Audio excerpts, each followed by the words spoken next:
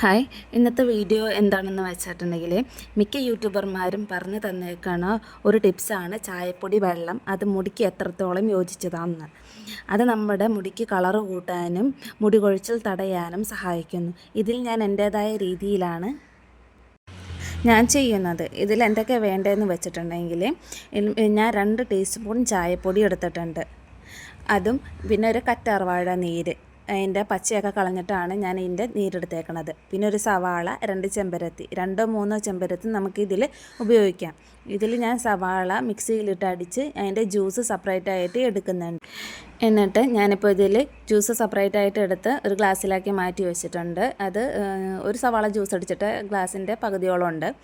ഇതിപ്പോൾ പാത്രത്തിൽ 2 ഗ്ലാസ് വെള്ളം എടുത്തിട്ടുണ്ട്. ഈ ഒരു ഗ്ലാസിൻ്റെ അളവിലാണ് ഞാൻ ആ വെള്ളം എടുത്തേക്കണത്. അപ്പോൾ ഈ ഒരു ഗ്ലാസ് വെള്ളം നമുക്ക് തിളപ്പിച്ചിട്ട് ഞാൻ അടുപ്പത്ത് വെച്ച് തിളപ്പിച്ച് നല്ലോണം വെട്ടി തിളച്ചതിന് ശേഷം ആ 2 ടീസ്പൂൺ ചായപ്പൊടി ഞാൻ അതിലോട്ട് ഇട്ടുകയാണ്.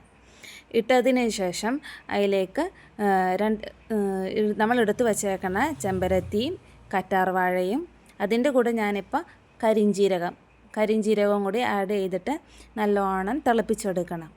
തിളപ്പിക്കുമ്പോൾ ലോ ഫ്ലെയിമിലിട്ട് വേണം തിളപ്പിക്കാനായിട്ട്, അല്ലെങ്കിൽ ചായപ്പൊടി പൊങ്ങി സൈഡിലൊക്കെ പറ്റി പിടിച്ചിരിക്കും. അതുകൊണ്ട് ഒന്ന് തിളച്ചതിന് ശേഷം ലോ ഫ്ലെയിമിലിട്ട് തിളപ്പിക്കും. എന്നിട്ട് വേണം നമുക്ക് സവാള നീര് അതിലോട്ട് ആഡ് ചെയ്യാനായിട്ട്. ഇപ്പം നമ്മൾ 2 ഗ്ലാസ് വെള്ളം ഒഴിച്ചിട്ടുണ്ടെന്ന് പറഞ്ഞില്ല. ആ 2 ഗ്ലാസ് വെള്ളം 1 ഗ്ലാസ്സായിട്ട് കുറയ്ക്കുന്ന രീതിയിൽ നമ്മളിത് 10-15 മിനിറ്റ് തിളപ്പിച്ചെടുക്കണം. ഓക്കെ, അപ്പോൾ അതിൻ്റെ കളറൊക്കെ മാറി വരും. ഇപ്പോൾ ഒരു ബ്രൗൺ ഷെയ്ഡായിട്ട് നമുക്കത് മാറി വന്നിട്ടുണ്ട്. അപ്പോൾ അത് വറ്റി 1 ഗ്ലാസ്സായിട്ട് വന്നിട്ടുണ്ട്. അത് നമ്മൾ ഇനി ചൂടാറിയിട്ട് അരിച്ചെടുക്കണം.